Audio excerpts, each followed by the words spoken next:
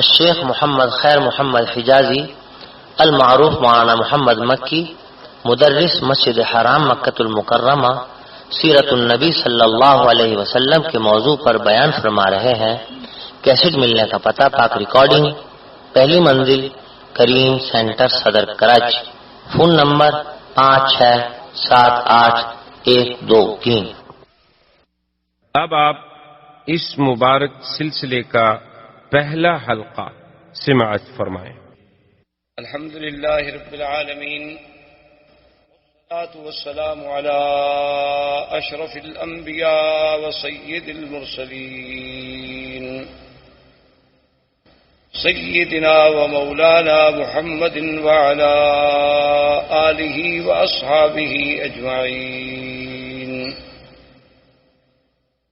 اللهم صل على سيدنا محمد النبي الأمي الهاشمي وعلى آله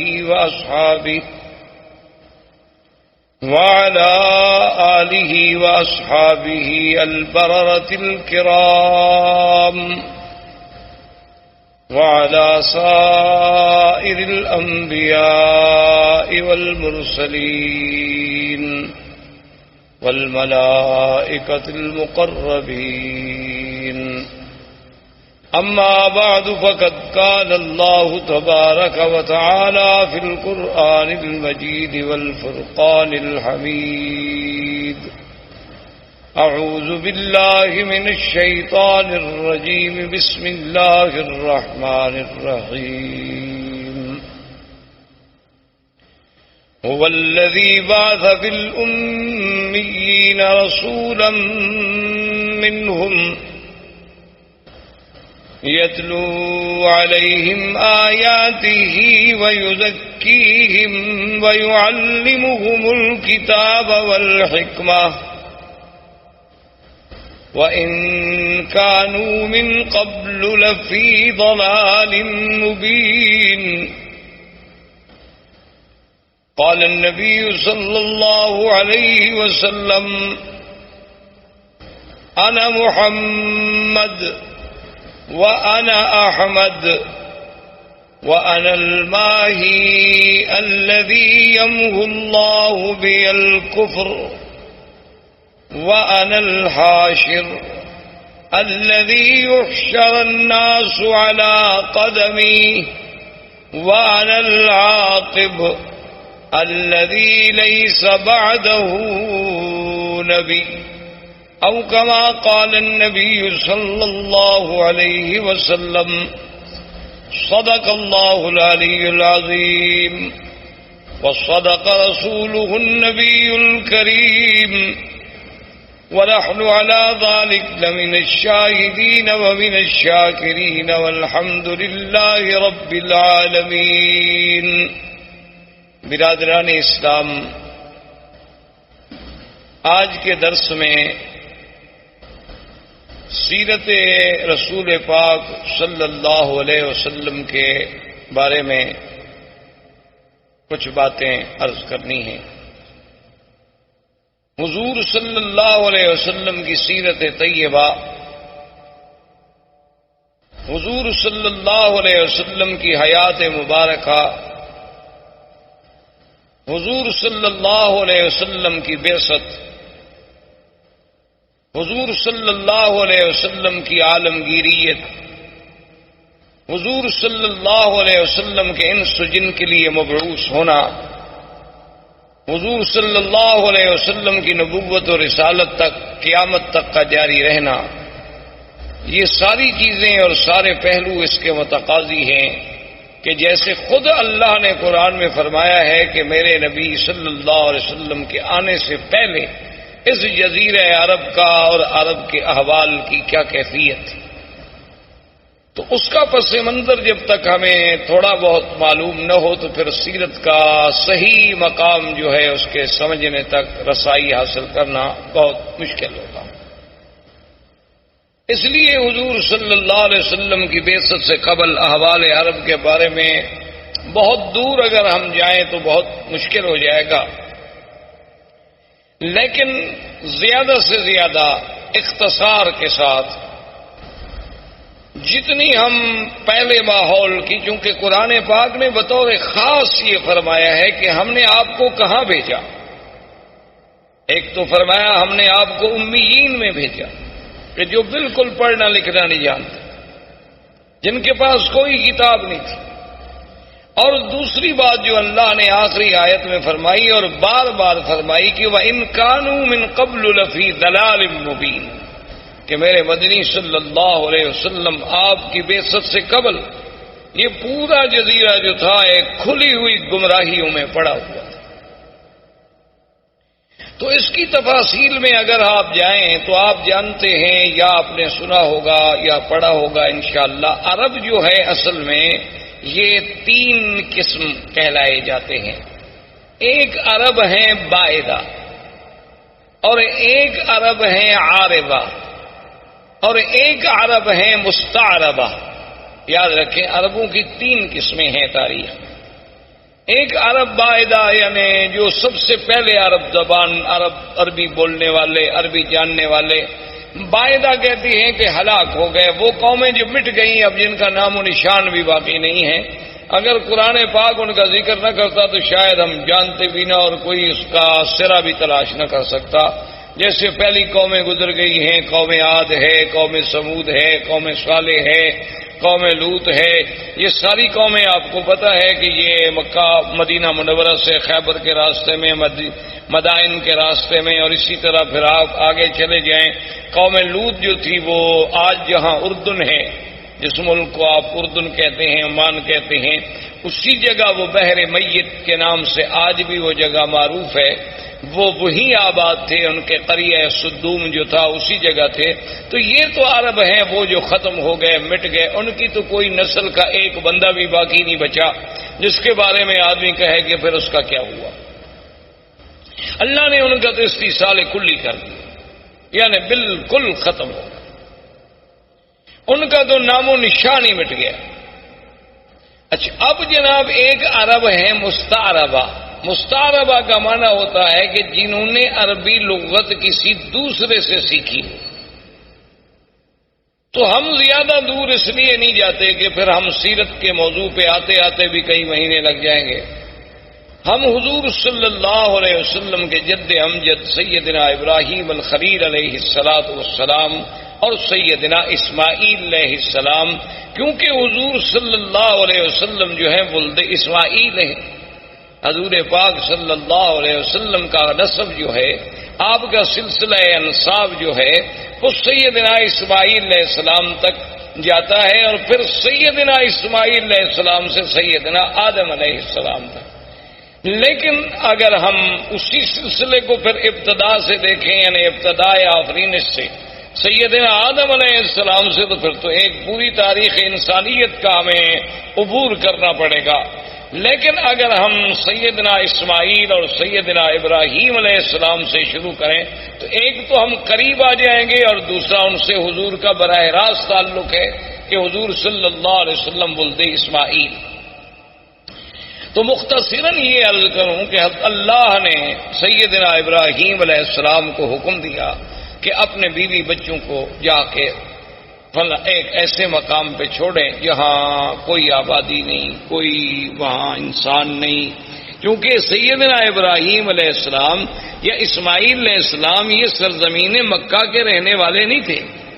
ان کا اصل جو ہے، ان کی اصل جو ہے وہ عراق اور اس کے بعد شام، فلسطین، شام، عراق، اس کے ان علاقوں میں آپ رہنے والے تھے. تو وہاں سے حضرت ابراہیم علیہ السلام آئے اللہ کے حکم پر. اپنی بیوی اور اپنے چھوٹے بچے، دودھ پیتے ہوئے بچے سیدنا اسماعیل علیہ السلام کو حکم خدا بندی کے مطابق اسی مقام پہ چھوڑا جہاں اب چاہے زمزم ہے، جہاں یہ کنواں ہے زمزم کا، اسی جگہ ان کو بٹھا دیا. اور اللہ کا حکم تھا کہ بولنا بھی نہیں، بتلانا بھی نہیں، بات بھی نہیں کرنی. تو ابراہیم الخلیل علیہ السلام خاموشی سے چلے گئے. جب وہ جانے لگے تو بی بی حاجرہ دوڑی پیچھے.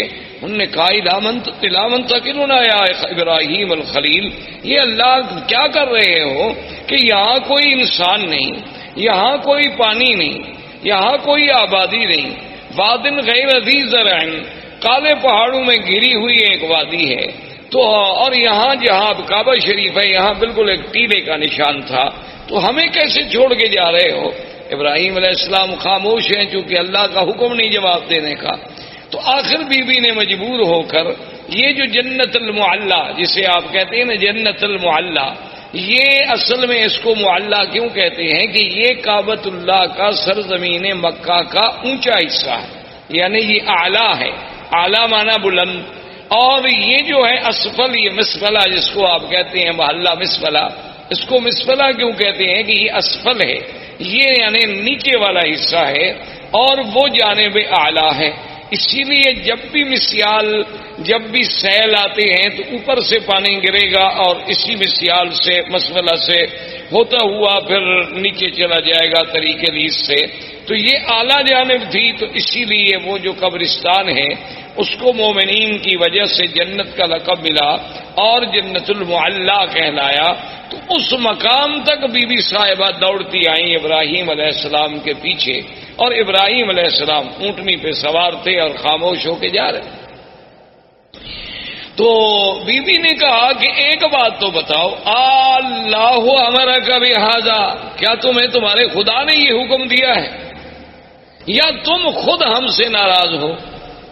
بھائی خاوند جو اپنے بچوں کو چھوڑ دے کو وجہ تو ہوگی نا، اپنی بیوی بچوں کو چھوڑ کے جا رہے ہیں، اور چھوڑ بھی ایسی جگہ جا رہے ہیں نا، یہ تو نہیں کہ ان کو سسرال میں بھجوا دیا، بچوں میں بھجوا دیا، کسی بھائی کے گھر میں بھجوا دیا، ایک ایسے مقام پہ چھوڑ دیا کہ بادن غیر ادھر ہیں جہاں کچھ بھی نہیں۔ تو جب انہوں نے یہ کہا تو اللہ نے حکم دیا کہ جواب دے، تو آپ نے فرمایا ان اللہ امرنی، اللہ نے مجھے حکم دیا ہے، میں اللہ کے حکم کے بغیر تمہیں نہیں چھوڑ کے جا رہا۔ تو اب بی بی کے قدم رک گئے، اور علماء نے لکھا ہے کہ بی بی نے فرمایا کہ اذن لا یزیئنا، اور ایک روایت میں یہ بھی آتا ہے کہ بی بی نے کہا حسبنا اللہ ونعم الوکیل، کہ اب تم خلیل جاؤ، ہمیں بھی اللہ کافی۔ اگر اللہ نے حکم دیا ہے نا تو پھر اللہ ہمیں ضائع نہیں کریں گے، کیونکہ اگر اللہ نے حکم دیا ہے کہ ان کو یہاں چھوڑ دو، تو اگر اللہ ہمیں مارنا چاہتے تو وہیں فلسطین میں مار دیتے، اللہ ہمیں کچھ سزا دینا چاہتے تو وہیں شام کے علاقے میں دی جا سکتی تھی۔ تو اس مقام پہ چھوڑنے کا جو حکم تمہیں تمہارے رب نے دیا ہے تو اذن لا یزیئنا، اب وہ خدا ہمیں ضائع نہیں کریں گے۔ اور ایک روایت میں ہے کہ بی بی کی زبان مبارک سے جو کلمہ نکلا وہ کلمہ تھا حسبنا اللہ ونعم الوکیل۔ تو اس لیے آپ بھی ویسے اس کلمے کو یعنی ہر مشکل میں، کیونکہ اس کی وجہ یہ ہے کہ جب حضرت خلیل کو آگ میں ڈالا گیا ان کی زبان سے بھی یہی کلمہ تھا حسبنا اللہ ونعم الوکیل۔ اور جب جنگ احد میں صحابہ پر دشمنوں نے حملہ کیا اور یہ کیفیت تھی کہ ضاقت علیہم الارض بما رحبت، اللہ کی وسیع سرزمین تنگ ہو گئی، یعنی بالکل اب یقین ہو گیا ہلاکت کا، اس وقت بھی صحابہ کی زبان سے نکلا حسبنا اللہ ونعم الوکیل۔ سیدہ عائشہ صدیقہ رضی اللہ تعالی عنہا پہ جب تہمت لگی، اتنا بڑا الزام لگا امہات المؤمنین پہ، عصمت رسول پاک پہ، تو جب سب سے پہلے بی بی کو خبر ملی کہ آپ پر یہ الزام لگا ہے تو بی بی کی زبان سے نکلا حسبنا اللہ ونعم الوکیل۔ تو اس لیے علماء نے اس پر بڑی کتابیں لکھی ہیں، القول الجمیل فیما جاء فی فضل حسبنا اللہ ونعم الوکیل۔ تو ہر مصیبت میں اور ہر مشکل میں، ظاہری مشکلات، باطنی مشکلات، دنیاوی مشکلات، نوکری کی مشکلات، دشمنوں کی مشکلات، اگر اس کو آدمی یقین کامل سے پڑھے تو اللہ تبارک و تعالیٰ کی رحمت سے، کیونکہ جس نے پڑھا ہے اس کی اللہ نے مشکل حل فرما دی ہے۔ اس لیے علماء نے لکھا ہے کہ یہ کلمہ مبارک ایک اکسیر ہے، یعنی ایک ایسا ہے کہ جس چیز کو لگاؤ سونا بنا دے، لیکن شرط یہ ہے کہ اس پر ایقان ہو، ایمان ہو، یقین ہو، اور پھر پڑھنے کے لیے کوئی حد نہیں، وضو ہے نہیں ہے، ڈپٹی پہ ہیں آپ، چل رہے ہیں، گھر میں ہیں، بیٹھے ہیں، جب یاد آیا تو پڑھ لیا۔ اور جس مشکل کے لیے پڑھیں گے اللہ کی رحمت سے فانقلبوا بنعمت من اللہ وفضل لم یمسسہم سوء. اللہ نے فرمایا کہ جب میرے مدنی کے صحابہ نے اس کلمے کو پڑھا تو ہم نے پھر ان کو نعمتوں کے ساتھ واپس لوٹایا، ان کو ذرا سی بھی پھر ہم نے تکلیف نہیں پہنچنے دی. تو اللہ تبارک و تعالیٰ کی یہ کلمہ مبارک بی بی کی زبان سے بھی علماء نے لکھا ہے کہ نکلا اور بی بی واپس آ گئی. اب بڑا تفصیل کا واقعہ ہے کہ بی بی آئیں، پھر چھوٹا بچہ ہے، اور یعنی اندازہ کریں آپ کہ کتنا خوف و خطر ہے. تو شام جب ہونے لگی تو ہر طرف سے جنگلی درندوں کی آوازیں، کہیں سے شیر، کہیں سے بھگیاڑ، کہیں سے کچھ جنگلوں کی درندوں کی آوازیں آ رہی ہیں. اور چھوٹا سا بچہ ہے، چھوٹی سی مشکیزہ ہے، کچھ ستو ہے، کچھ چنے ہیں. یہ آپ کا سارا زاد سامان ہے اور زاد راہ ہے. تو مورخین نے لکھا ہے کہ بی بی صاحبہ شام کو جب اندھیرا چھا گیا تو ایک لکڑی لے کے کھڑی ہوئیں اور انہوں نے سارے علاقوں کی طرف توجہ کر کے خطاب کیا کہ اے جنگل کے درندوں، یہاں انسان تو کوئی نہیں جن کو میں خطاب کروں، لیکن ایک بات یاد رکھ لو کہ میں ایک اللہ کے نبی خلیل کی بیوی ہوں اور اسماعیل کی اماں ہوں. تو کہتے ہیں کہ فوری طور پر بی بی صاحبہ کی آواز سنتے ہی تمام جانور خاموش ہو گئے. اور اس کے بعد بلکہ یہ اظہار ہونے لگا کہ مختلف مقام پہ جانور بیٹھ گئے اور خاموشی کے ساتھ، یعنی جو یہ واضح کرنے لگے کہ بی بی صاحبہ ہم حملے کے لیے نہیں آئے، ہم تو پہرے کے لیے آئے ہیں. کیونکہ اس کی وجہ تھی کہ یہ وہ مسعود وجود تھا، یہ وہ مسعود بچہ تھا جس کی نسل میں پیدا ہونا تھا حضرت محمد الرسول اللہ صلی اللہ علیہ وعلا آلہ واصحابہ وسلم تسلیما کثیرا کثیرا. تو اگر اسماعیل کی حفاظت نہ ہوتی تو پھر یہ سلسلہ حضور تک کیسے پہنچتا؟ تو اصل میں تو یہ سارا نظم جو ہے اسی پاک نبی کے لیے سجائی جا رہی تھی اور یہ منزل اسی لیے بنائی جا رہی تھی.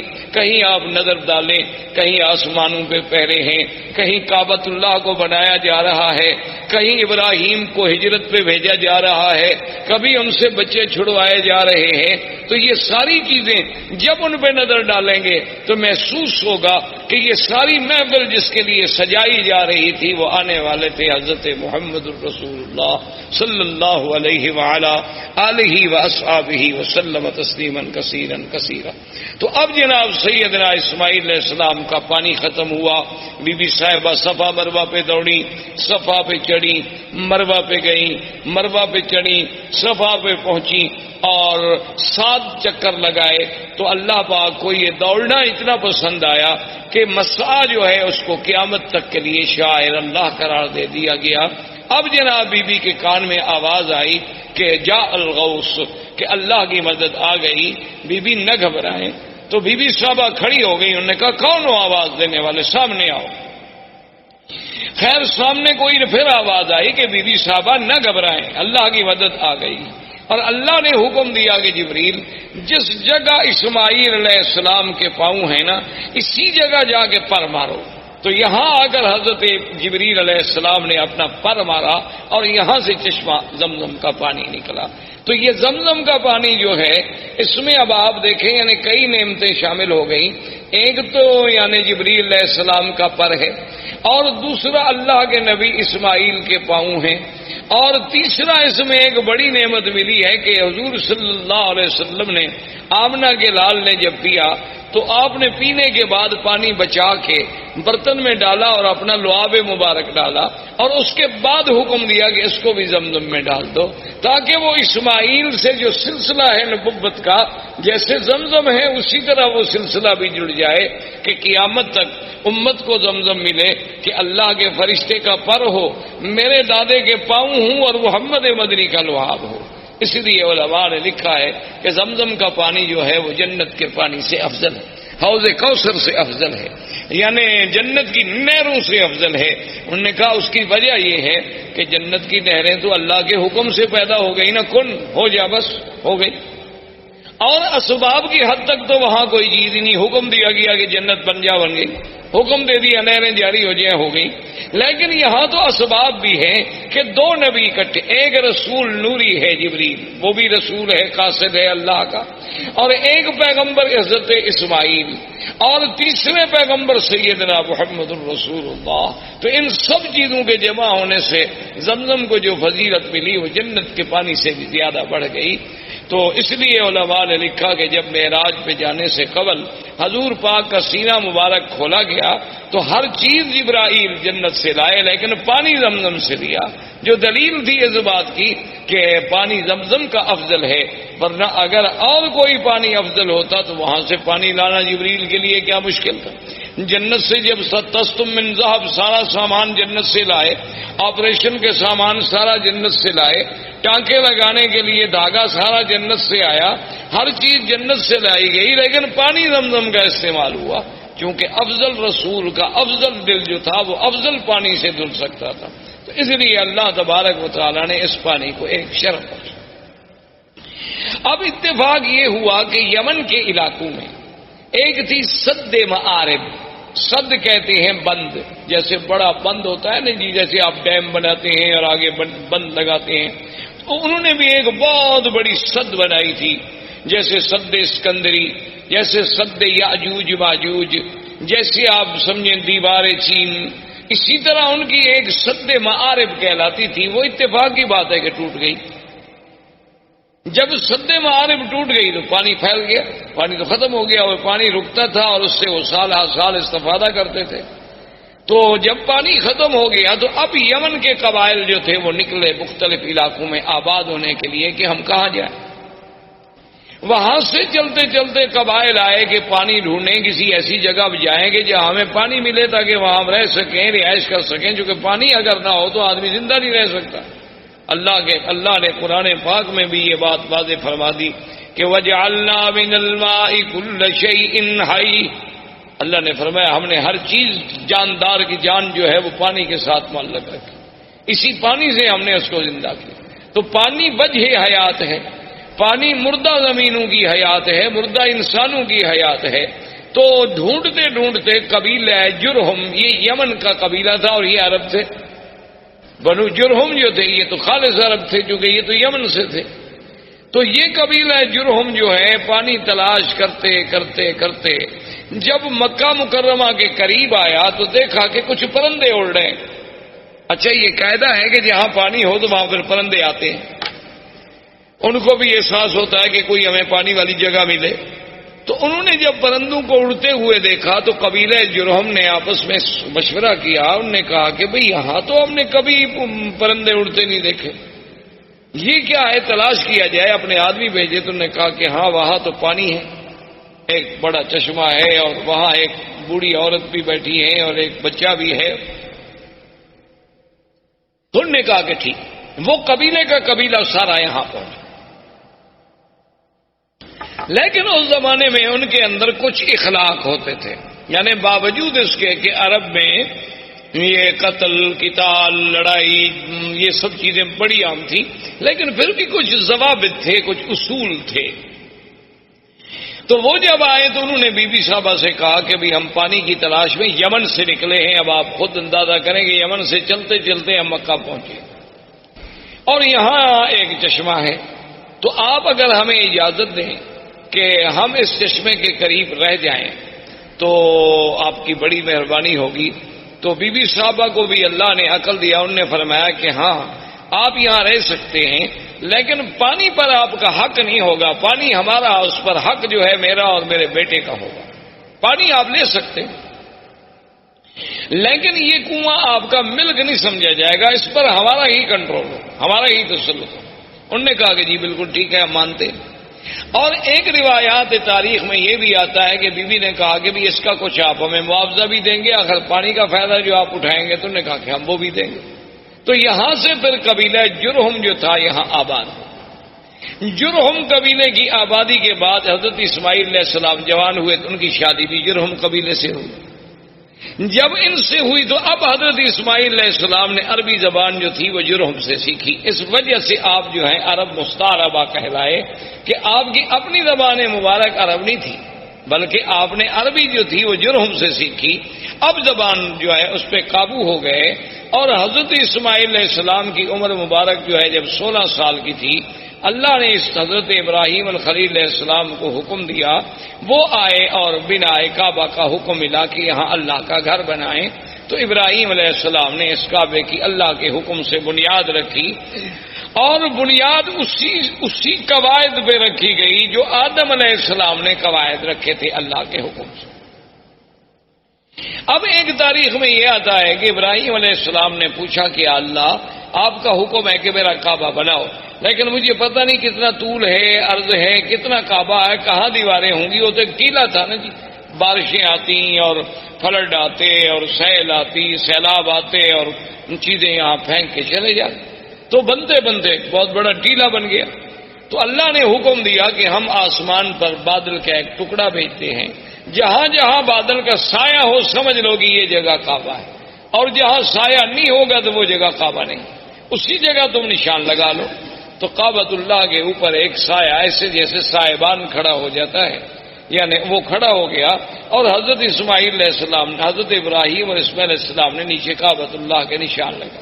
دیکھیں نا کہ آج 1400 سال کے بعد دنیا ترقی کرتی ہے نا جی، کہ جوی نقشہ، کہ بھئی ہم ہیلی کاپٹر پہ بیٹھ کے یا فضاؤں سے بیٹھ کے یا چھوٹے جہازوں پہ بیٹھ کے اوپر سے وہ کسی علاقے کا کسی شہر کا نقشہ بناتے ہیں، لیکن اللہ نے اپنے کعبے کے لیے تو 4000 سال پہلے سے نقشے کا انتظام فرما دیا کہ بھی اس کی پیمائش دیکھنی ہے، طول و عرض دیکھنا ہے، اور ان کے فوٹو تو غلطی بھی کر سکتے ہیں، لیکن وہ تو سایہ اتنا صحیح تھا کہ اس میں جب ابراہیم علیہ السلام نے کھودا تو نیچے ابراہیم حضرت آدم علیہ السلام کی بنیادیں مل گئی، تو اس پر وہ کعبۃ اللہ کی جو ہے وہ تعمیر۔ اب جو مقام ابراہیم ہے اس کے بارے میں دو چیزیں ملتی ہیں ہمیں تاریخ۔ ایک تو صحیح روایات جو ہیں وہ یہ ہیں کہ جب دیواریں اونچی ہو گئی تو اب ابراہیم علیہ السلام کے لیے مشکل تھا نا جی کہ اوپر پہاڑ پہ، دیواروں پہ، چٹانوں پہ کیسے پہنچائیں، کیسے پتھر کیسے لگائیں، نیچے والے تو اٹھا اٹھا کے رکھ دیے نا جی، لیکن جب جگہ اونچی ہو گئی تو ضرورت تھی نا کہ کوئی ایسی چیز ہو جو ہمیں اوپر لے جائے۔ اب اس کے لیے ضرورت یہ تھی کہ درخت کاٹے جائیں، لکڑیاں کاٹی جائیں، پھٹے بنائے جائیں، ان کو باندھا جائے اور کھڑے ہونے کا ذریعہ بنے۔ تو اللہ نے حکم دیا کہ ابراہیم الخلیل یہاں ایک پتھر ہے، اس پتھر پہ تم کھڑے ہو جاؤ، اور یہ تمہارے حکم کے ہم نے تابع کر دیا ہے، اس کو آپ حکم دیں گے یہ اونچا ہو جائے گا، اور حکم دیں گے تو خود بخود یہ نیچے چلا جائے۔ یعنی آپ دیکھیں نا آج کرینوں کے جو تصور ہیں، مشینری کے جو تصور ہیں کہ آپ کے بٹن سے ضرورت کے مطابق اوپر ہوں گی نیچے ہوں گی، لیکن اللہ تبارک و تعالیٰ کی کمال قدرت دیکھیں اور انبیاء کے معجزات دیکھیں کہ نہ تو کوئی مشینری لگائی گئی، نہ وہاں کوئی موٹر لگائی گئی، نہ کوئی بجلی کا انتظام کیا گیا، بس پتھر کو حکم دے دیا کہ جو میرا نبی کہتا ہے مانو، پتھر تابع ہو گیا، بات ختم ہو گئی۔ اللہ تبارک و تعالیٰ چاہے تو داؤد علیہ السلام کے پتھر تابع کر دیں، اللہ چاہے تو ابراہیم علیہ السلام کے تابع کر دیں، تو ابراہیم علیہ السلام کھڑے ہو جاتے، پتھر اوپر ہو جاتا، پھر نیچے ہو جاتا، اور اس پر حضرت ابراہیم علیہ السلام کے قدموں کے نشان پڑ گئے۔ ویسے آپ کو بھی کبھی دھوکہ ضرور لگا ہوگا، آپ جب دیکھتے ہوں گے مقام ابراہیم کے پتھر کے بھئی اتنا چھوٹا پاؤں اور اندر کیسے پورا چلا گیا، یہ پورا اندر نہیں تھا، یہ تو اصل میں یہ ہے کہ یوں پتھر تھا نا، تو آپ نے جب پاؤں رکھا تو پاؤں کا نشان لگ گیا اندر تھوڑا سا، یہ بعد میں تو ہم نے چوم چوم کے چاٹ چاٹ کے الحمدللہ اس کو نیچے پہنچایا۔ یہ ہماری اپنی مہربانیاں ہیں، یعنی باقی جو ہم نے محنت کی ہے نا، یہ روزانہ ہاتھ جو لگاتے رہے ماشاءاللہ، جیسے حضرت سلمان فارسی رضی اللہ تعالیٰ عنہ کے باغ میں جو کھجوریں تھیں تو ہمارے حاجیوں نے ماشاءاللہ ان کو سینے لگا لگا کے کھجور آدھی ختم ہو گئی، اور نتیجہ یہ نکلا کہ آخر وہ کھجوریں بوسیدہ ہو گئیں اور وہ گر گئیں۔ تو ہماری قوم تو ان چیزوں کی ماشاءاللہ بہت ماہر ہے، اللہ تبارک و تعالیٰ کی مہربانی ہے کہ وہ جناب اس نے جو یوں ہاتھ لگانا شروع کیا اور یوں چاٹنا شروع کیا، دیکھا نہیں کہ کڑے جن میں غلاف کعبہ باندھا جاتے ہیں ان کو ہر 2 سال کے بعد بدلنا پڑتا ہے، یہ اس کو بھی پکڑ کے ہلا رہے رہتے ہیں اور وہ بھی گس جاتے ہیں وہاں، کیونکہ ہر وقت جو ایک آدمی نے پکڑا ہوا ہو تو کیا کرے آدمی۔ تو بہرحال تو مقام ابراہیم اس پتھر کا نام۔ اچھا اللہ کی شان دیکھیں، یہ مقام ابراہیم جہاں اب ہے یہاں نہیں تھا، یہ مقام ابراہیم جو ہے بالکل کعبۃ اللہ کی دیوار کے ساتھ تھا، کیونکہ یہ تو تعمیر میں کام لگایا گیا نا جی، اور تعمیر کے بعد وہیں اس کو چھوڑ دیا گیا، اس کو دور لانے کی تو کوئی وجہ ہی نہیں تھی۔ اب بھی آپ نے دیکھا ہوگا کعبۃ اللہ کے دروازے کے پاس اگر آپ دیکھیں نا تو بنیادوں پر ویسے پتھروں کے تھوڑے تھوڑے نشان ہیں. دراصل یہ وہ مقام ہے جہاں جبریل علیہ السلام نے کھڑے ہو کر حضور کو نماز پڑھائی. یہ مقام امامت جبریل علیہ السلام ہے. کعبۃ اللہ کا دروازہ جہاں ختم ہوتا ہے تو نیچے آپ ذرا بنیاد پر نظر ڈالیں تو وہاں آپ کو ایسے 4-5 ٹکڑے پتھروں کے عجیب عجیب سے لگے ہوئے نظر آئیں گے اس کی بنیاد میں. تو یہ وہ جگہ ہے جہاں سیدنا آقا انعامدار سرکار دو عالم صلی اللہ علیہ وسلم کو جبریل نے نمازیں پڑھائیں، 5 اول وقت میں اور 5 آخر وقت میں. تو یہ بھی وہ نشان جو تھا رکھا گیا. اچھا، اسی کے ساتھ اب تو مطاف مبارک کو ٹھیک کیا گیا. پہلے آپ نے دیکھا ہوگا چھوٹا سا ایک نشان لگتا تھا کہ جیسے یہاں کچھ جگہ نیچی ہے. تو یہ وہ جگہ تھی جہاں کعبۃ اللہ کے لیے مٹی اور گارا بنایا جاتا تھا کعبۃ اللہ کی دیواروں کو لگانے کے لیے. تو یہ وہ مقام تھا جہاں سیدنا ابراہیم علیہ السلام نے مٹی بنائی اور اس کا پانی ڈالا تاکہ پتھروں کو جمانے کے لیے اس مٹی سے فائدہ اٹھایا جا سکے.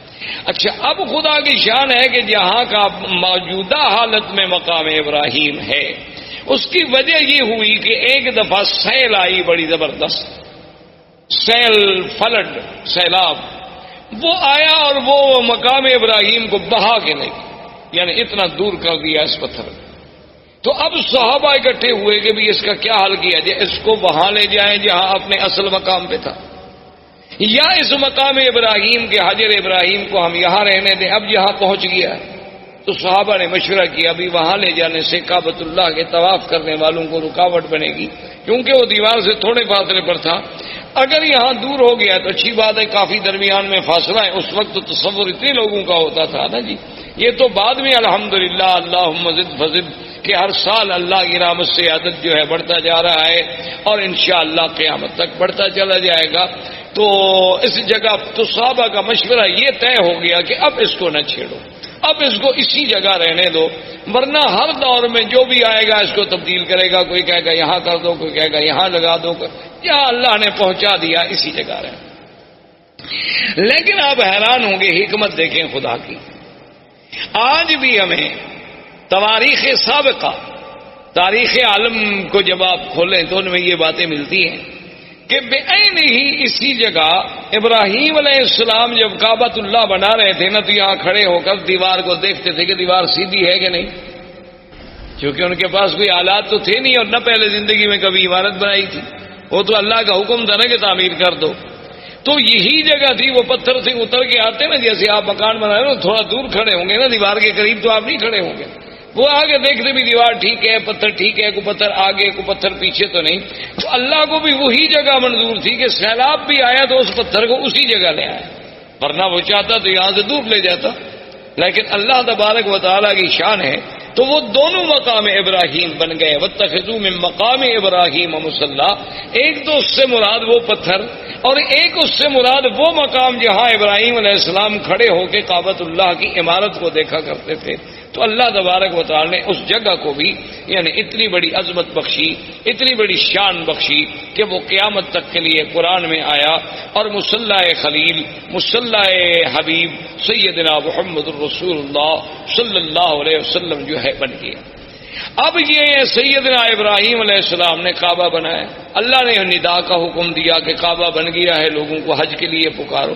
تو اس ندا میں بھی اقوال ہے. بعض علماء فرماتے ہیں اسی حجر ابراہیم پہ کھڑے ہو کے ابراہیم علیہ السلام نے ندا دی. بعض علماء فرماتے ہیں کہ جبل ابی قبیس، یہ جو پہلا جس قریب پہاڑ ہے نا جس پہ اب محلات ہیں، یہ پہاڑ ابی قبیس جو اور اللہ کی شان ہے کعبۃ اللہ اول بیت، یہ دنیا میں سب سے پہلا گھر، اور ابی قبیس اول جبل وضع فی الارض، یہ دنیا کے پہاڑوں میں سب سے پہلا پہاڑ ہے جو زمین پہ رکھا گیا. تو ابھی قبیس پہ کھڑے ہوئے. اور ایک روایت میں ہے کہ حضرت ابراہیم علیہ السلام عرفات میں جا کے عرفات کی پہاڑی پہ کھڑے ہو کے آپ نے ندا دی. ایک روایت یہ بھی آتی ہے. تو وہاں سے اللہ نے ان کی ندا کو پوری دنیا میں کائنات میں پہنچا دیا.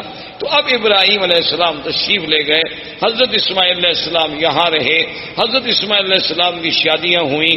اس طریقے سے اللہ تبارک و تعالی نے سرزمین کو آباد کیا اور اس پورے علاقے میں ما سوائے دین توحید کے اور کوئی دین نہیں تھا. یعنی سب لوگ جو تھے وہ ملت ابراہیم، سب لوگ جو تھے وہ دین ابراہیم پہ تھے، اور کوئی شرک نہیں، کوئی بے دینی نہیں، کوئی احداث نہیں، کیونکہ ان علاقوں کو تو دین ملا ہے۔ اسی وجہ، یہی تو وجہ تھی نا کہ ہر آدمی یہ کہتا تھا کہ میں ملت ابراہیم پہ ہوں۔ یہودیوں کا بھی دعویٰ کہ ہم ملت ابراہیم پہ، نصرانیوں کا دعویٰ کہ ہم ملت ابراہیم، مشرکین مکہ کا دعویٰ کہ ہم ملت ابراہیم پہ۔ آخر اللہ نے ارشاد فرمایا ما کان ابراہیم یہودیا ولا نصرانیا ولکن کان حنیفا مسلما وما کان من المشرکین۔ اللہ نے فرمایا کہ ابراہیم نہ تو یہودیت پہ تھے نہ نصرانیت پہ، اب وہ تو بالکل ساری دنیا سے مائل ہو کے دین اسلام، دین حق پہ چلنے والے، اور نہ وہ مشرکین میں سے تھے۔ تو یہ سارا دین جو تھا دین توحید تھا، ملت ابراہیمی تھی۔ سب سے پہلے عمر ابن لوہی ایک شخص تھا، وہ مکے کا سردار تھا اور بہت بڑا سردار، یعنی اس کی بات جو تھی نا جی مکے میں اور قبائل میں اور حول مکہ ایسے مانی جاتی تھی کہ اس کی بات کے ٹالنے کا کسی کو کوئی تصور بھی نہیں۔ تو عمر ابن لوہی جو ہے یہ وہ آدمی ہے جو حاجیوں کو بڑی خدمت کرتے، ان کو زمزم پلاتے، صرف زمزم خالی نہیں بلکہ اس میں اصل ملا کے، شہد ملا کے پلاتے تھے حاجیوں۔ تو یہ عمر ابن لوہی جو ہے یہ شام کے علاقے میں گیا تجارت کے لیے، تو وہاں اس نے ایک قوم تھی عمالقہ قوم کو دیکھا کہ ان کے پاس بت ہیں اور مختلف شکلیں ہیں، کوئی مردوں کی، کوئی عورتوں کی، مختلف خوبصورت قسم کے، کوئی چاندی کے، کوئی سونے کے، کوئی لکڑی کے، کوئی مٹی کے۔ تو اس نے ان سے پوچھا بھی یہ کیا ہے؟ تو عمالقہ نے ان سے کہا کہ بھی یہ ہمارے خدا ہیں، آلہہ ہیں۔ اصل تو خدا وہی ہے بڑا، لیکن اس کو تو ہم نہ دیکھ سکتے ہیں نہ اس سے ہم بات کر سکتے ہیں، تو آدمی کا کم سے کم مرکز محبت، مرکز نظر، مرکز توجہ کوئی ایسا تو ہو جو ہمیں نظر آئے، وہ تو ہمیں نظر بھی نہیں آتا۔ تو اس لیے یہ چھوٹے چھوٹے خدا ہیں، جب ہم مشکل میں ہوتے ہیں تو ہم آ کر ان کو پوجتے ہیں، ان کی عبادت کرتے ہیں، اور پھر ان کی عبادت سے جن کی یہ تصویریں ہیں، تماثیل ہیں، وہ ہم سے خوش ہوتے ہیں، وہ اللہ میاں کو کہہ دیتے ہیں تو ہمارا کام ہو جاتا ہے۔ تو یہ اصل میں چھوٹے چھوٹے ہم نے آلیہ بنا رکھے ہیں اپنے اپنے تصورات کے مطابق۔ اصل میں وہ آلیہ کی ابتدا جو ہے یعنی وہاں عمالقہ میں کہاں سے آئی؟ نوح علیہ السلام کے زمانے سے، اس وقت سے بت پرستی چلی آ رہی تھی۔ اور وہ بت پرستی کیسے آئی تھی کہ جب کوئی اللہ والا فوت ہو گیا تو اس کے پہلے فوٹو بنائے گئے، محبت کے لیے گھر میں رکھا گیا، پھر آہستہ آہستہ اس پہ پھولوں کے ہار لٹکائے گئے، پھر پرنام کیا گیا، اور آخر میں سجدے شروع ہو گئے۔ ابتدا وہاں سے شروع۔ جیسے آج کل آپ دیکھتے ہیں مسلمانوں کے بھی گھروں میں بھی مرشد کا فوٹو ہے، ماشاءاللہ صبح اٹھ کے زیارت فرماتے ہیں۔ اسی طرح بہت سارے لوگوں نے قرآن شریف کے پہلے صفحے پر اپنے مرشد کا فوٹو رکھا ہوتا ہے کہ جب تلاوت قرآن کرنی ہو تو پہلے مرشد کے فوٹو کی زیارت کرتے ہیں، بوسہ دیتے ہیں، آنکھوں سے لگاتے ہیں، پھر وہ فوٹو حکم کرتا ہے قرآن پڑھو تو پڑھتے ہیں، اگر حکم نہ کرے تو قرآن بند کر کے رکھ دیں گے، چونکہ چلنا تو مرشد کے حکم پر ہے نا، اگر وہ ہمیں حکم دیں گے تو اس طرح عمالقہ میں یہ بھی بت پرستی داخل ہو گئی۔ تو عمر ابن لوہی کے دماغ میں پتہ نہیں کیا آئی کہ ایک نئی چیز ہے، تو اس نے کہا اچھا بھی ایک دو بت مجھے بھی دو تاکہ میں ان کو مکے میں لے جاؤں اور ہم بھی ادھر کعبۃ اللہ میں رکھیں گے۔ تو سب سے پہلا بت جو عمر ابن لوہی لے کے آیا وہ حبل تھا، اس کا نام تھا حبل۔ وہ جب لے کے آیا حبل کو یہاں رکھا اور سارے مکے والوں کو بلایا کہ بھئی یہ تو ہمیں خدا مل گیا ہے، ایسے پہلے تو ہم خالی گھر میں عبادت کر رہے تھے، خدا تو نہیں تھا، تو اب سب اس کی عبادت کیا کریں۔ تو لوگوں نے اس کی عبادت کرنی شروع کی۔ اس نے باقی قبائل کو بلایا، پھر ہر قبیلے کے لیے خدا بنتا چلا گیا، کو بنو ثقیف کا، کو بنو حذیل کا، کو بنو خزاعہ کا، کو قریش کا، کو بنو ہاشم کا، سب خدا بناتے گئے۔ اور پھر اس نے لوگوں سے یہ بھی کہہ دیا، اس نے کہا کہ دیکھو یہ بت تو بناؤ، خدا تو بناؤ، لیکن یہ شرط ہے کہ مٹی ہمارے اس شہر کی ہو، یعنی پتھر یہاں سے لو، مٹی بھی یہاں سے لو، پھر اس سے بناؤ، ہر مٹی سے نہ بناؤ، چونکہ یہ تو اللہ کے گھر کی مٹی ہے نا، یہ تو مبارک مٹی ہے۔ یہ چیزیں جو ہے نا جی اس کے دماغ میں آئیں. اس لیے حضور پاک نے فرمایا تھا کہ اول من بدل الدین عامر بن لہی، سب سے پہلے اللہ کے دین میں تحریف کرنے والا، بدلنے والا اور شرک کی ابتدا کرنے والا سرزمین مکہ میں جو تھا تو عامر بن لہی. اور حضور نے یہ بھی ارشاد فرمایا کہ انی رائی تو، فرمایا میں نے مجھے دکھایا گیا ہے کہ یہ جر امعاہ فی النار، کہ وہ اپنی آنتیں جو ہے جہنم میں گھسیٹتا ہوا جہنم میں چل رہا ہے. تو یہ وہ پہلا شخص تھا جس سے بت پرستی کی ابتدا ہو. اس نے آرڈر کر دیا کہ بھئی کوئی آدمی بت بنائے، ہر قبیلہ بت بنائے، لیکن وہ بت مکے کے پتھروں سے ہو. اور دوسری بات یہ ہو گئی، اس نے حکم کر دیا کہ ہر قبیلہ جو بت بنائے اپنا ایک بت جو ہے وہ یہاں رکھے، یعنی ہم اس قبیلے کو شرف دیں گے کہ تمہارا خدا جو ہے وہ کعبے میں موجود ہے. اور اگر اس قبیلے سے لڑائی ہو جاتی تو اس کے خدا کو بھی نکال دیتے تھے کہ بھئی اب تمہارا خدا یہاں نہیں رہ سکتا، تمہارا ہمارا جھگڑا ہے. تو اس طرح جناب یہ ہوا، حتیٰ کہ بڑا عجیب واقعہ ہے کہ ایک شخص سفر پہ گیا تو اس کو وہ اپنا بت جو تھا وہ بھول گیا اور مکہ مکرمہ سے پتھر اٹھانا بھی بھول گیا. اب راستے میں اس کا دل ہوا کہ میں اپنے خدا کی پوجا کروں، اپنے بت کی پوجا کروں، اپنے صنم کو پوجوں. تو اب اس نے کہا بھی میں کہاں سے بناؤں، وہ تو میں مکہ سے تو پتھر لایا نہیں. جیسے ہمارے روافض نے بھی آپ نے دیکھا ہے، ان کا بھی ایک مٹی کا ایک ایسے ٹھیلا گول سا بنا ہوتا ہے، وہ سجدے میں وہی استعمال کرتے ہیں. وہ کہتے ہیں یہ قرب و بلا کی مٹی ہے، تو وہ مقدس مقام کی مٹی ہے، اس کے بغیر ہمارا سجدہ نہیں ہوتا.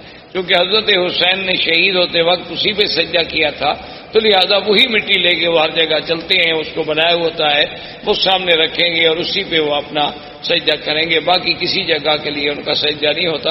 اللہ نے ہمارے لیے پوری دنیا پاک کی، انہوں نے جناب تنگ کرتے مشرکین مکہ نے کہا مکے کے پتھروں کا بت بناؤ، انہوں نے کہا کربلا کا بناؤ. تو بہرحال اللہ رحمت فرمائے. تو اب جناب یہ ہوا کہ اس بندے کو سوچ آئی کہ میں کیا کروں. اس نے کہا کہ میرے پاس کھجوریں البتہ تھی سفر میں، اور تو کوئی خوراک نہیں ہوتی تھی، تو میں نے کھجوروں کو اکٹھا کیا اور کھجوروں کو جیسے میرا بت تھا نا اس کی شکل کا ایک بت کھجوروں سے بنایا. کھجوروں سے اس کی گٹھلیاں نکال دی اور کھجوروں کو معجون کی شکل دے کر میں نے اس کا بت بنا دیا اور اس کی پوجا کرنی شروع. اس کی عبادت کرتا رہا، لیکن کہتے جب بعد میں بھوک لگی تو خدا کو کھا گیا اور میں کیا کرتا. وہ کہتے آخر میرے پاس کوئی حل نہیں تھا. جب سفر میں مجھے بھوک نے ستایا تو میں نے کہا یار میں اب کیا کروں. تو میں نے پھر خدا کی پہلے ٹانگ کاٹی، پھر ہاتھ کاٹا، پھر گردن کاٹی اور ایسا ایسا کھا گیا. سارا سفر میں راستے میں بندہ خدا کو کھا گیا. یعنی آپ اندازہ کریں جاہلیت کا. اسی لیے اکبر نے حالی نے کہا تھا نا کہ کھڑے ہیں پڑے ہیں جو ماپو تو بندے خدا سے بڑے ہیں. تو یہ فطرت انسانی ہے کہ جب وہ بھٹکتی ہے تو پھر ایسی حرکتیں کرتی.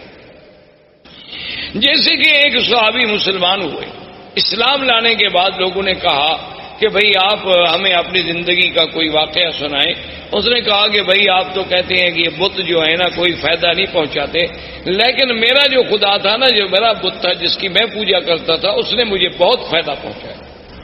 اب صحابہ حیران ہو گئے کہ بت کیسے فائدہ پہنچائے. اس نے کہا ابھی کیسے. اس نے کہا اصل میں ایک دفعہ سفر پہ گیا، صحرا کا سفر تھا، تو میں اپنے بت کو چھوڑ کے کسی کام گیا، واپس آیا تو دیکھا کہ وَالثَّعْلَبُ يَبُولُ عَلَىٰ رَأْسِهِ کہ ایک صحرا کی لومڑی کھڑی ہے اور میرے اس بت پہ پیشاب کر رہی.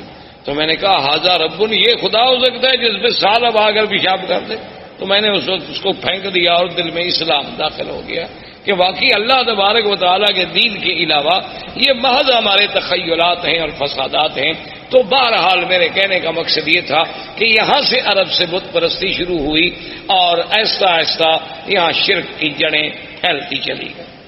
اب اسی طریقے سے پھر یہود جو تھے، یہود اور نصارہ، یہ یہود بھی کو مدینہ منورہ میں رہنے والے نہیں تھے، یہ بھی ان کا اصل جو تھا شام تھا. یہ وہاں سے آئے اور آ کر مدینہ منورہ میں آباد ہوئے. اس وقت مدینہ منورہ کو یثرب کہا جاتا تھا، اس کا نام مدینہ منورہ نہیں تھا. یہ وہاں آ کر آباد ہوئے. ان میں کئی قبائل تھے، بنی قینقاع تھے، بنو نذیر تھے، بنی قریظہ تھے، اور اسی طرح یمن سے کچھ لوگ نکلے. جب ربیعۃ بن النصر یمن کا آدمی تھا، اس نے خواب دیکھا کہ اپنے خواب میں کہ بعض احباش آباج کہتے ہیں بہت گھٹیا قوم کے لوگ، وہ یمن پہ بادشاہ بن جائیں گے تو وہ ڈر کے مارے اپنے خاندان کو لے کر وہ بھی وہاں سے نکلا اور حیرہ میں جا کے اس نے، عراق کے اندر ایک جگہ ہے حیرہ، وہاں جا کر اس نے ڈیرا ڈالا، اور اس کے بعد پھر اس کا لڑکا پیدا ہوا جس کا نام جو ہے سنان ابن اسعد تھا، سنان اسعد، جس کا لقب تبا تھا، یہ اس کا بیٹا تھا، اور یہ پھر بہت بڑا بادشاہ بنا، اور اس نے پھر بڑی جنگیں کی اور بڑی لڑائیاں کی، اور یہ اسی ضمن میں آیا، مدینہ منورہ میں پہنچا، پھر مدینہ منورہ سے آگے چلا گیا، اور اس نے اپنے ایک بیٹے کو اسی یثرب کے مقام پہ چھوڑ دیا کہ بھی تم یہاں رہو، سنا ہے کہ یہاں علماء رہتے ہیں، اہل کتاب لوگ ہیں، ان سے کچھ استفادہ کرو۔ اچھا، خدا کی قدرت یہ ہے کہ کچھ عرصے کے بعد اس کے بیٹے کو مدینے میں کسی آدمی نے قتل کر دیا۔ وہ جب قتل ہوا تو اس کو اطلاع ملی کہ تمہارا تو بیٹا قتل ہو گیا، اس نے جناب چڑھائی کی، اس نے آگے چڑھائی کی اور جنگ لڑی، اور خدا کی شان دیکھیں، دنیا کی تاریخ میں یہ نرالی جنگ تھی کہ مدینے والے لوگ اس سے بادشاہ طبا کی فوجوں سے، یمن کی فوجوں سے سارا دن لڑائی لڑتے، جب شام ہوتی تو ان کے لیے کھانا بھجواتے، جب شام ہو جاتی وہ کہتے جی لڑائی اپنی جگہ ہے، مہمان ہیں یمن سے چل کے آئے ہیں مدینہ، کھانا تو دینا ہے۔ دن میں لڑائی اور شوق، حیران ہوگی کہ کیسی قوم۔ ایک دن اس نے علماء یہود تھے دو، وہ آئے اس کے پاس، انہوں نے کہا کہ دیکھو تم چاہتے کیا ہو؟ اس نے کہا میرے بیٹے کو انہوں نے قتل کیا۔ انہوں نے کہا بیٹے کو قتل کیا، تم نے کتنے قتل کر دیے؟ اور تمہارا تو ایک بیٹا قتل ہوا، تم نے کتنے قتل کر دیے؟ چاہتے؟ اس نے کہا نہیں، میں تو یثرب کو مٹا دوں گا، میں تو اس شہر کا نام و نشان نہیں چھوڑوں گا دنیا میں۔ اس نے کہا بات سنو، یہ وہ جگہ نہیں جسے تم مٹا سکو، حاضہ مہجر محمد رسول اللہ صلی اللہ علیہ وسلم، یہ ایک نبی پیدا ہوں گے عربی محمد پاک جن کی ہجرت کا مقام ہے، اس کو تم نہیں مٹا سکتے، اس کے مٹانے کا خیال چھوڑ دو، تم خود مٹ جاؤ۔ اس نے کہا اچھا، تو وہ جناب ان کے کہنے پہ لڑائی مدینے سے بند ہو گئی، اور اس نے کہا اچھا ایسا کرو کہ تم دو علماء یہود جو ہے نا تم میرے ساتھ چلو تاکہ میرے ملک میں بھی جا کے کوئی دین پھیلاؤ۔ اب جناب راستے میں ابھی وہ سفر کر رہا تھا کہ بنو حذیل ایک قبیلہ ہے جو مکے میں آباد، یہ بنو حذیل قبیلے کے لوگ جو تھے یہ دوڑے ہوئے پہنچے اس بادشاہ کے پاس، طبا کے پاس۔ انہوں نے کہا کہ حل تريد من الذهب والفضة ومن المجوهرات شيئا عظيما، کیا تمہیں چاہیے کہ تمہیں ہم سونا چاندی ہیرے جواہرات کا ڈھیر حوالے کر دیں؟ تم چاہتے ہو؟ اس نے کہا کون نہیں چاہتا۔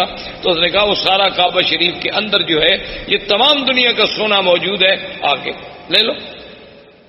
کیونکہ اصل یہ بات ٹھیک بھی تھی، کیونکہ کعبۃ اللہ جب بنایا گیا نا جی تو اس کے درمیان میں ایک کنویں نما شکل بھی تھی، تو لوگ اس میں زیورات، سونا چاندی ہر چیز ڈالا کرتے۔ یہ اسی کی نقل ہے نا کہ اللہ کے گھر کی تعظیم کی جاتی ہے، اب لوگ قبروں پہ جا کے اسی طرح پیسے ڈالتے ہیں، چاندی سونا زیورات ہر چیز ڈالتے ہیں۔ تو بہرحال یہ ہے کہ اس نے قابل کو ٹھیک، اور اس نے فیصلہ کر لیا کہ کعبۃ اللہ کو جا کے گرا دو، اور وہاں جو خزانے دفن ہیں وہ سارے خزانے نکال کے میں یمن چلے جاؤں۔ ابھی اس نے یہ ارادہ کیا تھا کہ بالکل سیاہ ایسی اندھیری آئی کہ اتنا اندھیرا چھا گیا کہ اپنا ہاتھ بندے کو نظر نہیں آتا۔ اس نے پھر ان علماء یہود کو بلایا کہ جلدی آؤ، یہ کیا ہو گیا؟ انہوں نے کہا کہ راستے میں ایک شہر ہے، اس کے بارے میں تو تم نے کوئی بری نیت نہیں کی۔ انہوں نے کہا ہاں بالکل، یہ بنو حذیل کے لوگ آئے ہیں، وہ کہتے ہیں کہ وہاں کعبے میں بہت بڑا خزانہ دفن ہے، میں جا کے کعبے کو گراؤں گا۔ اس نے کہا تم کعبے کو نہیں گرا سکتے، وہ اللہ کا گھر ہے، وہ بنائے ابراہیم ہے، تم فوراً توبہ کرو اور چل کے کعبے کا طواف کرو۔ اس نے کہا طواف تو خیر میں نہیں جانتا، چلو پھر میں ویسے تعظیم کرتا ہوں، احتراماً میں چلا جاؤں گا، لیکن میں گراؤں گا نہیں، اب میں نے توبہ کر لی۔ اس نے توبہ کر لی کعبۃ اللہ کے نہ گرانے کی۔ رات کو خواب میں دیکھا کہ میں کعبۃ اللہ پہ غلاف چڑھا رہا ہوں، تو اس نے علماء یہود سے کہا، انہوں نے کہا چلو تعظیم کا یہ بھی ایک طریقہ ہے کہ اس کعبۃ اللہ پہ تم غلاف چڑھاؤ۔ تو سب سے پہلا غلاف چڑھانے والا وہ طبا تھا، اس کا نام ابن سعد۔ اس نے غلاف چڑھایا، پھر یہ غلاف چڑھتے رہے. اچھا کبھی ایسا بھی ہوتا تھا کہ غلاف پہ غلاف چڑھتے گئے تو بعض اوقات تو یہ بھی فیصلہ کرنا پڑا کہ ان غلافوں کے بوجھ سے کہیں دیواریں نہ گر جائیں. اس لیے پھر حکم دیا گیا کہ ایک غلاف رکھو بھئی، اتنے غلاف تو نہ چڑھاؤ. تو یہ ان دونوں یہودیوں کو لے کر اپنے ملک میں گیا، جس کی وجہ سے یمن میں بھی یہودیت پھیل گئی، یمن میں بھی یہودیت غالب آ گئی. اب اسی زمانے میں یمن میں یہودیت کا غلبہ ہو گیا. نجران کے علاقوں میں کچھ نصارہ تھے، اور اسی طرح ہرقل قیصر روم جو ہے وہ نصرانی تھا. تو اسی زمانے میں وہ ابو نواز بادشاہ تھا جس نے حدود بنائی تھی، جس نے خندقیں کھودی اور مسلمانوں کو جس میں جلایا گیا تھا، وہ ابو نواز تھا. اس نے جناب لوگوں کو جلا ڈالا کہ بھی یا تم مجھے خدا مانو ورنہ میں تمہیں آگ میں جلا ڈالوں. تو اس جلنے والے واقعے میں سے صرف ایک آدمی تھا جو بچ گیا، دوس. وہ وہاں سے بھاگا اور اس نے جا کے ہرقل سے کہا کہ یہ کیا بات ہے کہ ایک ہزاروں آدمیوں کو زندہ آگ میں جلا دیا جائے. اب تو یمن کے ہمارے قبیلوں میں کوئی بچہ ہی نہیں، میں صرف اپنی جان بچا کے بھاگ کے تمہارے پاس آیا ہوں، تم میری مدد کرو. تو ہرقل نے قیصر روم، اس وقت اس کا لقب تھا قیصر، دو سپر پاور تھیں اس زمانے میں، ایک فارس اور ایک قیصر، ایک روم، یہ دو سپر پاوریں تھیں. تو یہ سارے علاقے جو تھے نا جی، المانیہ سے لے کر یمن تک، یہ ان کے تسلط میں تھے. اور یہ فارس کا ماورا النہر اور ترکمنستان اور یہ ساری جو اب آپ کی ریاستیں آزاد، یہ ساری کی ساری فارس کے قبضے میں تھی. تو یہ دونوں طاقتیں تھیں. تو قیصر روم نے حکم دیا حبشہ کے بادشاہ نجاشی کو کہ 70,000 کی فوج لے کر فوراً تم اس پہ حملہ کرو جس نے اتنے لوگوں کو آگ میں ڈالا اور جلا ڈالا ہے. تو نجاشی آیا. نجاشی کے بعد اس کے گورنروں میں دو آدمی تھے، ایک کا نام فریاد تھا اور ایک کا نام ابرہہ. اس طرح یہ دین نصرانیت اور دین یہودیت جو ہے ان علاقوں میں پھیلتا چلا گیا. یہاں عمر بن لوہی کی وجہ سے بت پرستی شروع ہو گئی، مشرکین مکہ آ گئے اور ماہوالی جو تھے اس میں یہودیت اور نصرانیت کی بیج ڈال دیے گئے. اسلام جو تھا اصل اور ملت ابراہیم کا جو اصل تصور تھا وہ ختم ہو.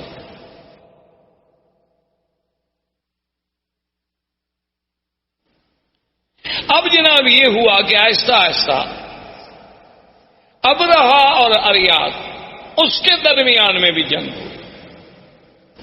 تو انہوں نے پھر ایک فیصلہ کیا. انہوں نے کہا دیکھو بات یہ ہے کہ تمہاری فوج اور ہماری فوج تو ایک ہے نا، ہم تو ایک نسل کے لوگ ہیں. ابھی تم بھی اسی بادشاہ کے گورنر تھے، میں بھی اسی بادشاہ کا گورنر. فوج ایک، جنگ اور قبیلہ ایک، انسان وہی، سب احباش ہیں ہمارے. اگر تمہاری فوج ماری گئی تو احباش مارے گئے، میری ماری گئی تو احباش مارے گئے. ہم فوجوں کو کیوں ماریں؟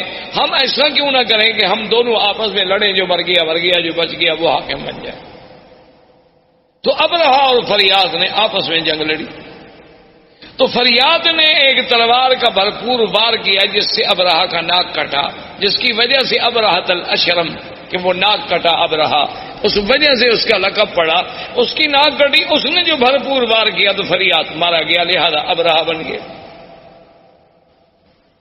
اب ابرہہ جب بن گیا تو اس نے، اب بادشاہ قیصر کو پتہ چلا کہ ان لوگوں نے کیا کیا. میں نے ان کو کہا کہ دشمنوں پہ حملہ کرو، یہ آپس میں لڑ رہے اور اس نے میرے اپنے گورنر اریاد کو قتل کر دیا. بڑا بدبخت ہے ابرہہ. اس نے قسم کھا لی. اس نے کہا کہ واللہ مجھے خدا کی قسم ہے میں اتنا بڑا لشکر لے کے جاؤں گا کہ اسی یمن کی مٹی میں اس کو مٹی کر دوں گا اور اس کے بالوں میں مٹی ڈالوں گا اور اس کو میں یمن کے اندر ہی جا کے سزا دوں گا. تو فوری طور پر جب ابرہہ کو پتہ چلا کہ قیصر روم حملہ کرنے والا ہے تو آدمی بڑا چالاک تھا، اس نے فوراً سر پہ اسرا پھروا دیا اور یمن کی مٹی جو تھی وہ بھی ایک برتن میں بھر کے قاصد بھیجے بادشاہ روم کے پاس کہ جناب میں تو آپ کا غلام ہوں، آپ چونکہ قسم کھا بیٹھے ہیں نا تو لہذا میرے بال بھی حاضر ہیں، یمن کی مٹی بھی حاضر ہے، اس میں میرے بال ڈال دو، قسم تمہاری پوری ہو گئی، خدا کے لیے مجھ پہ حملہ کیوں کرتے ہو؟ بادشاہ بھی خوش ہو گئے. انہوں نے کہا ٹھیک ہے، جب ایک آدمی اتنا نیاز مندی پہ آ جائے، جب اتنا اس نے کر دیا کہ اپنے بال کٹوا دیے. بال کٹانے کا معنی تو یہ ہوتا ہے نا کہ گردن پیش کرنی، ورنہ اللہ میاں کو احرام میں یا حج میں یا عمرے میں بالوں کی کیا ضرورت ہے. مقصد تو یہ ہے کہ ہم نے سر اللہ کے حکم پہ جھکا دی کہ اپنی محبوب ترین چیز جو ہے بندے نے پیش کر دی، قربان کر دی. اب جناب جب یہ ہو گیا تو اب ابرہا نے اسے خوش کرنے کے لیے انہوں نے کہا کہ جناب گزارش یہ ہے کہ سرزمین عرب میں ایک کعبہ ہے تو ہم یہاں اپنا کعبہ کیوں نہ بنائیں. تو وہاں اس نے ایک کعبہ بنایا جس کا نام کلیس، اور اس کعبے کو اتنا جناب اس نے بنایا تعمیری طور پہ، اور اس کے بعد اس نے قیصر روم سے کہا کہ پوری دنیا میں اعلان کریں کہ اس کعبے کا حج کریں. اعلان ہو گیا. ایک قبیلہ تھا نسیع، عرب کا ایک قبیلہ تھا نسیع. نسیع کا معنی ہوتا ہے کسی چیز کو پیچھے کرنا. اچھا یہ قبیلہ جو تھا نا یہ حرم کے بڑے مجاور تھے اور حرم کے بڑے خادم تھے، اور یہ مکہ اور طائف کے قریب درمیان میں یہاں ان کا قبیلہ آباد تھا. اصل میں ان کو نسیع کیوں کہا جاتا تھا کہ 4 مہینے ہیں نا جن میں جنگ اللہ نے حرام کر دی تھی، اربعۃ حرم. اچھا وہ 4 مہینے کون سے تھے؟ رجب، اچھا اس کے بعد پھر ذی القعدہ، ذی الحجہ اور محرم. اچھا یہ 3 مہینے اکٹھے ہیں، ذی القعدہ، ذی الحجہ، محرم. رجب اکیلا ہے. اب جناب جب یہ اتنی مدت ہو جائے عربوں کو اور لڑائی نہ ہو، تو عرب تو بغیر لڑائی کے رہ نہیں سکتے تھے نا. یہ تو قومیں ایسی تھی کہ بس ہر وقت لڑنا ہے. ان کی لڑائیاں اس بات پہ بھی ہوئی ہیں کہ ایک قبیلے نے کہا کہ تمہارے درختوں سے ایک چڑیا اڑی اور میرے درختوں پہ آ کے بیٹھ گئی، یہ زیادتی کیوں ہوئی؟ اس میں لڑائی شروع ہو گئی اور سینکڑوں آدمی قتل ہو گئے کہ وہاں سے چڑیا اڑ کے میرے باغ میں کیوں؟ لڑائی ہو گئی. اب جناب یہ جب ان کا اب جب 3 مہینے صبر کیسے کریں، تو یہ اس قبیلے والوں کو کہتے کہ بھئی ہم نے فلاں قبیلے سے لڑنا ہے. تو کہتے کوئی بات نہیں، ہم محرم کو پیچھے کر دیتے. ہم محرم جو ہے نا پیچھے کر ذی الحج کے بعد جب مہینہ آتا وہ کہتے جی یہ سفر ہے، اس کے بعد محرم آئے گا، تو اس کو یعنی 1 مہینے کو پیچھے کر دیتے. تو اس لیے ان کو نسیع کہا گیا کہ یحلونہ عاما ویحرمونہ عاما. اللہ نے قرآن میں بھی فرمایا 1 سال تو اس کو محرم رہنے دیتے، 1 سال اس کو سفر بنا دیتے، پھر جنگ حلال ہو جاتی. تو یہ نسیع قبیلہ جو تھا ان کو جب پتہ چلا کہ بھئی حبشے میں ابرہا نے ایک کعبہ بنایا ہے خدا کے کعبے کے مقابلے پر، انہوں نے کہا بھی اگر آہستہ آہستہ اس کی رونق بڑھ گئی اور چرچا بڑھ گیا تو ہمارا تو مسئلہ ختم ہو جائے گا. یہ یہاں سے کچھ آدمی نکلے اور چوری چوری داخل ہوئے عبادت کے بہانے سے، رات کو وہاں گندگی کٹھی کی اور ان کی دیواروں کو گندگی لگا کے یہ غائب ہو گئے. صبح جب ابرہا کو اطلاع ملی کہ تمہارے کعبے کو تمہیں بے حرمتی کی، اس نے کہا یہ کس نے کی ہوگی؟ اس نے کہا صاف بات ہے، صاف بات ہے، عرب قبائل کے علاوہ اور کون کر سکتا ہے، اور کسی کو ہمارے کعبے سے کیا دکھ ہے؟ تو تحقیق پر پتہ چلا کہ بھی ہاں یہ تو نسیع والوں کا کام ہے، جو مکے کے کعبے کے مجاور ہے نا قبیلہ بنو نسیع، یہ انہی کا کام ہے. انہوں نے کیا تو اس نے کہا کہ ٹھیک ہے، حکم دیا فوجوں کو کہ تیاری کرو، میں جا کے اس کعبے کو منہدم کرتا ہوں. جب تک وہ کعبہ رہے گا نا میرے کعبے کا جو ہے لوگ عزت نہیں کریں گے اور نہ یہاں کوئی حج کرے گا. اس کعبے کو توڑ دیتے ہیں، کچھ عرصے کے بعد لوگ بھول جائیں گے کہ کہاں کعبہ تھا، کہاں کیا تھا، کیا حج تھا، کیا احکام تھے. تو یہ وہاں سے لشکر لے کے چلا، اور اسی کے لشکر میں ہاتھیوں کا لشکر تھا، اور ان میں جو سب سے بڑا ہاتھی تھا اس کا نام محمود تھا. اس ہاتھی کا نام جو ہے محمود تھا، لوگ نام رکھتے تھے. اور اس کا سائز جو تھا چلانے والا اس کا نام انیس. یہ جناب لشکر چلا، یہ جب آیا راستے میں تو لوگوں کو پتہ چلا کہ یہ عجیب بات ہے، کعبۃ اللہ کو گرانے کے لیے آ رہا ہے. تو راستے کے عرب قبائل جو تھے انہوں نے جا کے اس سے لڑائی لڑی، لیکن وہ بیچارے شکست کھا گئے، اور ذو نفر ان قبیلوں کا سردار تھا وہ قید ہو گیا. وہاں سے چلتے چلتے یہ طائف آیا. طائف میں اس وقت بنو ثقیف تھے، قبیلہ بنو ثقیف آباد تھا. تو بنو ثقیف کو پتہ چلا کہ ذو نفر جو ہے وہ بھی شکست کھا گیا، بنو خصم والے وہ شکست کھا گئے. تو ہم بنو ثقیف اب اس کا کیسے مقابلہ کر سکتے ہیں اتنے بڑے لشکر کا؟ تو انہوں نے ابرہا کو پیغام بھیجا کہ دیکھو تم جا رہے ہو کعبۃ اللہ کو توڑنے کے لیے، ہم تمہارا راستہ نہیں روکتے، تم جانو مکہ جانے، کعبہ جانے، لیکن شرط یہ ہے کہ لا تؤذوننا، تم ہمیں ایذا نہیں پہنچاؤ. اس نے کہا بالکل ٹھیک، لیکن اس نے کہا کہ اپنی شرافت اور صداقت کی کوئی نشانی، کوئی دلیل تو دو نا کہ تم پکے ہو. ایسا تو نہیں کہ میں ادھر جاؤں اور تم پیچھے سے حملہ کر دو، کیونکہ بنو ثقیف بھی بڑی مشہور لڑاکی قوم تھی اور خاص طور پہ تیر انداز. تو انہوں نے ایک آدمی تھا جس کا نام تھا ابو رغال، ابو رغال جو تھا نا جی، وہ ان نے کہا کہ یہ آدمی ہم تمہیں دے رہے ہیں، یہ ایسا آدمی ہے کہ ایک تو طائف سے لے کر مکے تک تمہیں راستے بتائے گا، اس وقت سڑکیں تھوڑی بنی ہوئی تھی، اور راستہ نہ جانو تو 2 دن کا راستہ 10 دن لگ جاتے تھے، تو یہ تمہیں دلالت کرے گا کہ کعبۃ اللہ کا راستہ کہاں ہے اور تمہیں مکے تک پہنچا دے گا۔ اور اس ابو رغال نے اپنے قبیلوں سے، اپنے دین والوں سے غداری کی اور ان سے وفا کی کہ ان کو مکے کا راستہ بتلایا، اور وہ چلتے چلتے مکے کے قریب پہنچا، اور اسی راستے میں ابو رغال جو ہے وہ مر گیا۔ اور دنیا میں تاریخ میں یہ بات موجود ہے آج بھی کہ اس کی قبر جو تھی نا جی، آج تک دنیا میں ابی رغال کی قبر مشہور تھی کہ بعد میں عرب والے جاتے تھے اس کی قبر پہ جا کے پتھر مارتے تھے، جیسے جمرۃ العقبہ کو مارتے ہیں نا، کہ یہ وہ بدبخت ہے کہ جس نے اپنے دین کو بھی چھوڑا، اپنے قبیلوں کو بھی چھوڑا، اور ابرہہ کو لے آیا کعبہ گرانے کے لیے۔ تو ابو رغال وہاں مر گیا۔ ابرہہ کا لشکر جب کعبۃ اللہ کے قریب پہنچے، اس نے ڈیرا ڈال دیا اور حکم دے دیا کہ جو لوگ ملے، مال ملے، مویشی ملے، سب پکڑ لو، چونکہ روپ ڈالنا تھا مکے والوں پر۔ تو ان مال مویشیوں میں 200 اونٹ جو ہے وہ عبد المطلب کے بھی پکڑے گئے۔ عبد المطلب جو ہیں یہ حضور صلی اللہ علیہ وسلم کے دادا ہیں، اور عبد المطلب جو تھے کان جسیمن وسیمن، یعنی بڑے خوبصورت، بڑے جمال والے، کیوں نہ ہوں آخر دادا ہے محمد الرسول اللہ صلی اللہ علیہ وسلم۔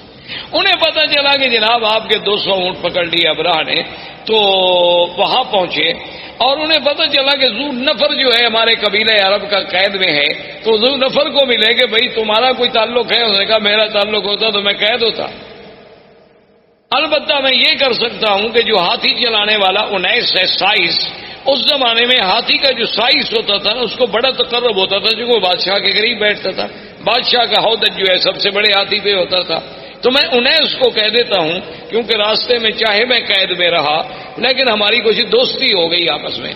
تو اس نے 19 کو سفارش کی۔ 19 نے ابرہہ سے کہا کہ عبد المطلب سردار جو ہے مکے کا ملنے آیا ہے۔ اس نے کہا ٹھیک ہے۔ جب عبد المطلب داخل ہوئے تو کہتے ہیں ابرہہ پہ اتنا روب پڑا، اتنا ان کا دبدبا اور جلال تھا کہ اس نے کہا کہ تخت پہ برابر بٹھاؤں تو پھر تو بات شاید نہ بنے، خود تخت سے نیچے اتر آیا اور استقبال کیا، اور خود بھی نیچے بیٹھ گیا اور عبد المطلب کو بھی اپنے برابر بٹھایا۔ اتنا روب آ گیا اس کے دل پر کہ یہ کون ایسا خوبصورت جمال والا آدمی۔ اور پھر عبد المطلب جیسا فصیح آدمی، بولنے والا آدمی، اس نے کہا جی آپ حکم دیں، آپ کیسے آئے؟ اس نے کہا جی کوئی مسئلہ نہیں ایسا، مسئلہ صرف اتنا ہے کہ میرے 200 اونٹ جو ہیں وہ آپ کے لوگوں نے، آپ کی فوجیوں نے پکڑے ہیں، وہ آپ مجھے چھوڑ۔ تو ابرہہ ہنسنے لگا۔ اس نے کہا کیا بات ہے؟ اس نے کہا کہ عبد المطلب دیکھو جب تم آئے نا تو میرے دل میں تمہاری بڑی عزت، بڑی عظمت تھی۔ میں نے کہا یہ تو سردار اس قسم کے تو میں نے آج دیکھے ہیں، لیکن جب تم نے بات کی نا تمہاری عزت ساری ختم ہو۔ عبد المطلب نے کہا بولے مادا کیوں؟ اس نے کہا عجیب بات ہے، میں کعبۃ اللہ کو گرانے کے لیے فوج دے کے بیٹھا ہوں، تم مکے کے سردار ہو، تم مجھ سے معافی مانگے مکے پہ چڑھائی نہ کرو، کعبۃ اللہ کو نہ گراؤ، ہمیں معاف کر دو، واپس جاؤ۔ تم اونٹ چھڑانے کے لیے آئے، تمہیں اونٹوں کا فکر ہے؟ تو عبد المطلب نے بڑے غور سے دیکھا اور کہا کہ ابرہہ سنو، انا رب الابل ولہذا البیت رب یحمی، سن لو کہ میں ان اونٹوں کا مالک ہوں، لیکن اس گھر کا بھی ایک مالک ہے جو اس کی خود حفاظت کرے گا۔ مجھے کیا ضرورت ہے حفاظت کرنے کی؟ ہم تمہارا مقابلہ نہیں کر سکتے، تو یہ کون سی معقولیت ہوگی کہ ہم بلا وجہ جنگ لڑیں؟ مجھے اونٹوں کی فکر تھی، میں آ گیا، لیکن اس گھر کا بھی ایک رب ہے، ولہذا البیت رب، اس گھر کا بھی ایک رب ہے، یحمی ہے جو اپنے گھر کی خود حفاظت کرے گا، ورنہ ہم تو عاجز بندے ہیں، ہم حفاظت نہیں کر سکتے۔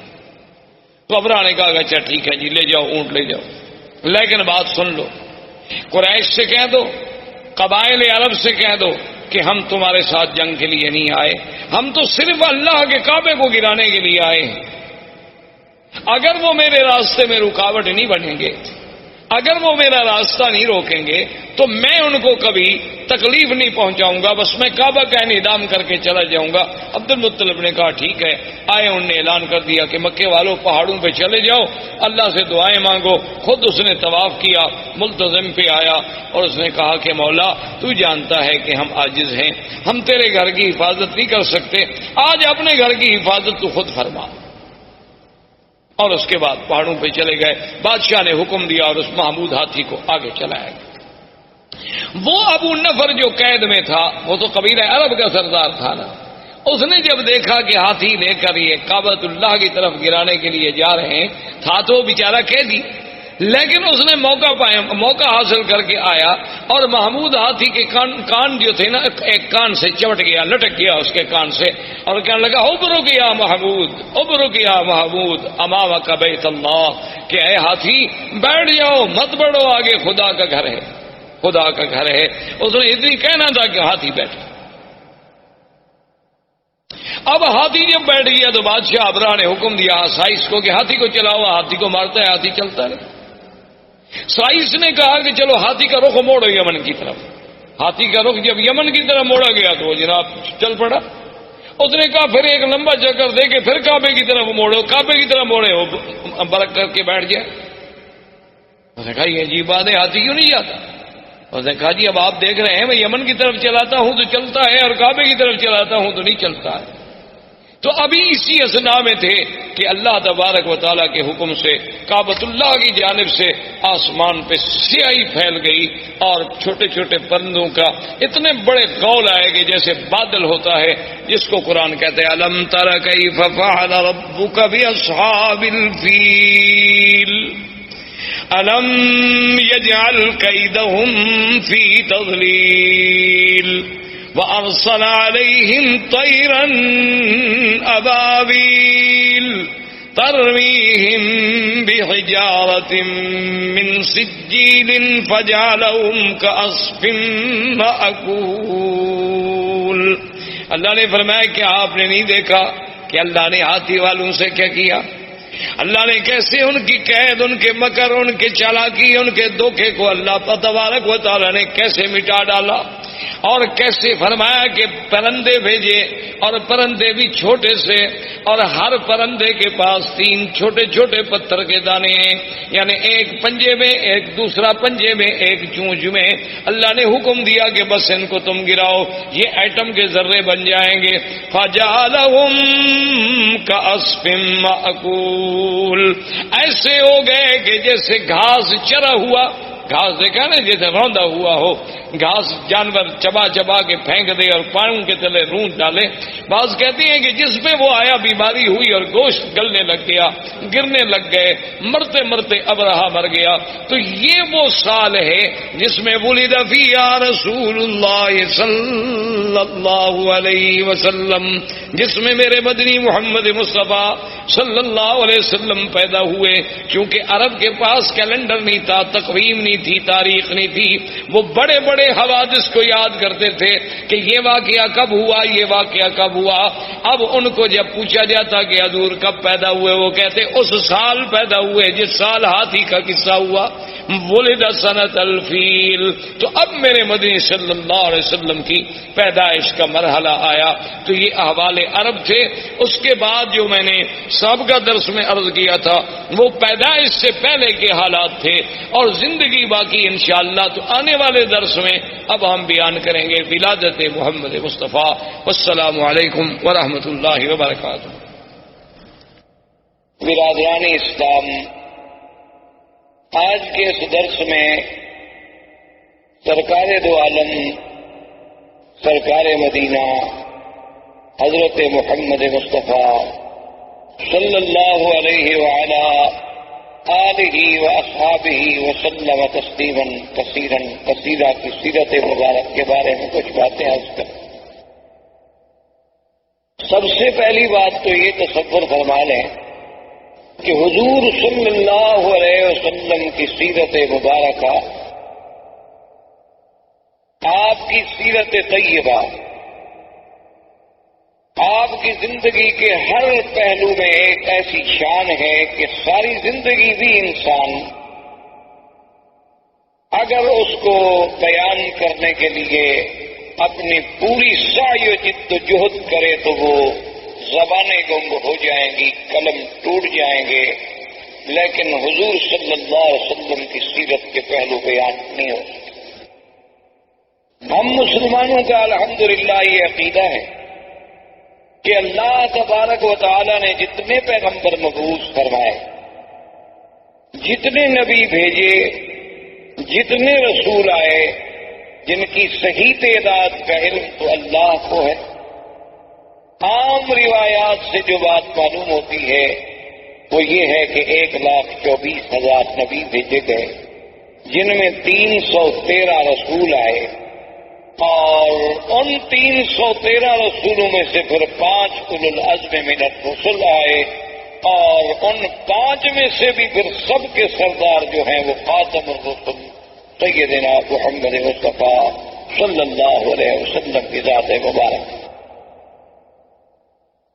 تو اس لیے حضور صلی اللہ علیہ وسلم کی زندگی کا ہر پہلو، یعنی آپ کی ولادت سے قبل، آپ کی ولادت مبارکہ کے احوال، آپ کی ولادت سے پہلے کے علامات، آپ کی ولادت سے قبل کے مبشرات، آپ کی ولادت باسعادت کے وقت کے حالات، آپ کا رضا، آپ کا بچپن، پھر آپ کی جوانی، پھر آپ کے ازواج مطہرات سے نکاح، پھر حضور صلی اللہ علیہ وسلم کی بعثت، نزول قرآن، پھر سرکار دو عالم صلی اللہ علیہ وسلم کی مکی زندگی، پھر حضور صلی اللہ علیہ وسلم کی ہجرت، حضور صلی اللہ علیہ وسلم کا معراج، حضور صلی اللہ علیہ وسلم کا اسراء، حضور صلی اللہ علیہ وسلم کے غزوات، اسی طرح حضور صلی اللہ علیہ وسلم کا جمال،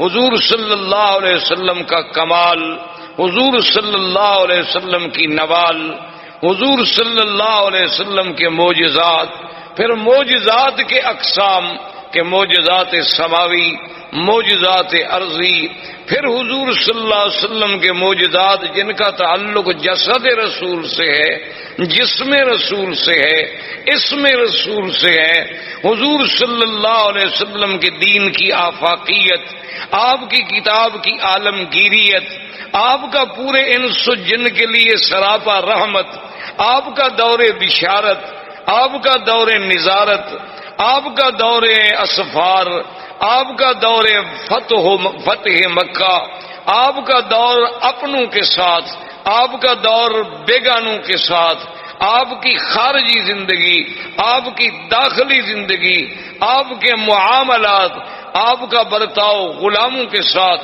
کون سا پہلو ہے جس پہ آدمی، کوئی مورخ، کوئی صاحب قلم، کوئی استاذ، کوئی مدرس، میرا تو ایمان ہے کہ اگر ساری دنیا کے پڑھے لکھے لوگ بھی سیرت پاک پہ لکھنا شروع کر دیں تو ہماری اپنے عقول، ہمارے اپنی جد و جہد، ہماری سعی، ہماری ہمتیں، ہماری زبانیں گنگ ہو جائیں گی، لیکن سیرت پاک کے پہلو ہم کسی طرح سر انجام پورے نہیں کر سکے صلی اللہ علیہ وسلم۔ اب اس بات پہ آپ غور کریں، تاریخ عالم پہ نظر ڈالیں، کتب سیر پہ نظر ڈالیں، جس انداز میں میرے آقا سرکار دو عالم حبیب کبریا حضرت محمد مصطفیٰ صلی اللہ علیہ وسلم کا ورود مسعود ہے، اور کسی اللہ کے نبی پیغمبر کے بارے میں یہ بات نہیں ملتی۔ یعنی اسی سے آپ اندازہ لگائیں کہ 1,24,000 پیغمبر حضور صلی اللہ علیہ وسلم کے آنے کا اعلان کرتے جائیں۔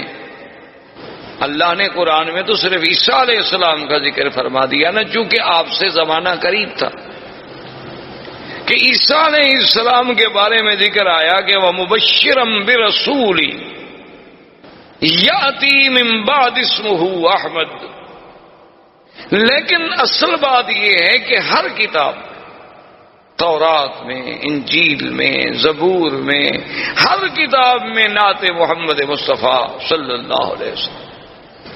تو یہ اتنا بڑا اہتمام، حالانکہ اللہ تو جانتے تھے نا کہ حضور صلی اللہ علیہ وسلم کس زمانے میں پیدا ہوں گے، اللہ کو تو علم تھا، اور یہ بات بھی موجود تھی کہ حضور صلی اللہ علیہ وسلم خاتم الانبیاء والمرسلین ہے، اس کا مطلب یہ ہے کہ سب سے آخر میں آئیں گے۔ یہ بات ایک فیصلہ شدہ بات ہے، اور اللہ کا تو علم کامل ہے، اللہ تو عالم ما کان و ما یکون ہے، لیکن یہ قاعدہ ہے کہ جتنی شان ہوگی، جتنی عظمت ہوگی، اتنا ہی اس کا اہتمام ہوگا کہ ہر پیغمبر آئیں اور حضور کے آنے کے بارے میں خوشخبری دیں اور امت کو بتلائیں۔ اسی طرح دوسری بات پہ آپ نظر ڈالیں، یہ تو بات موجود ہے کہ جب بھی کوئی آدمی ایمان لائے گا تو سارے انبیاء پر ایمان لائے گا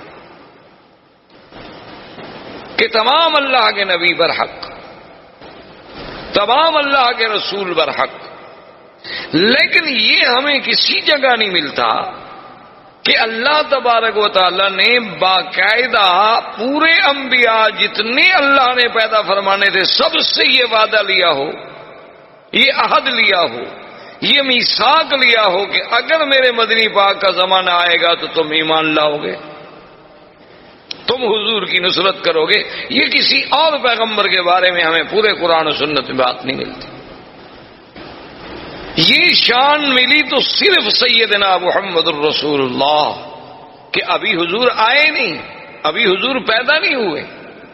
یعنی جیسے اللہ نے عالم ارواح میں اپنی ربوبیت کے لیے لوگوں سے اقرار کرایا کہ الست بربکم قالوا بلا، کیا میں تمہارا رب نہیں ہوں؟ سب نے کہا کہ نہیں، آپ ہمارے رب ہیں۔ تو جب اقرار الست ہے، اسی طرح اللہ نے فرمایا اذ اخذ اللہ میثاق النبیین لما آتیتکم من کتاب وحکمت ثم جاءکم رسول مصدق لما معکم لتؤمنن به ولتنصرنہ۔ یعنی یہ شان اور کسی پیغمبر کے بارے میں نہیں ملتی کہ اللہ تمام انبیاء سے عہد لے، تمام انبیاء سے میثاق لیا جائے کہ میرا ایک نبی آئے، میرا ایک شان والا پیغمبر آئے۔ اور اسی طرح آپ پورے تاریخ عالم پہ، تاریخ انسانیت پہ، تاریخ اسلام پہ نظر دوڑائیں، ایسا واقعہ بھی آپ کو تاریخ میں کبھی نہیں ملتا کہ اللہ کا نبی پیدا نہ ہوا ہو اور اس پہ ایمان لانے والے پہلے موجود ہوں۔ ایسا واقعہ کبھی نہیں ملتا۔ یعنی یہ بات تو ملتی ہے کہ بھی انبیاء آئے، تشریف لائے، کچھ لوگ ایمان لے آئے، کچھ لوگوں نے ایمان قبول نہ کیا، کچھ لوگوں نے تصدیق کی، کچھ لوگوں نے تکذیب کی۔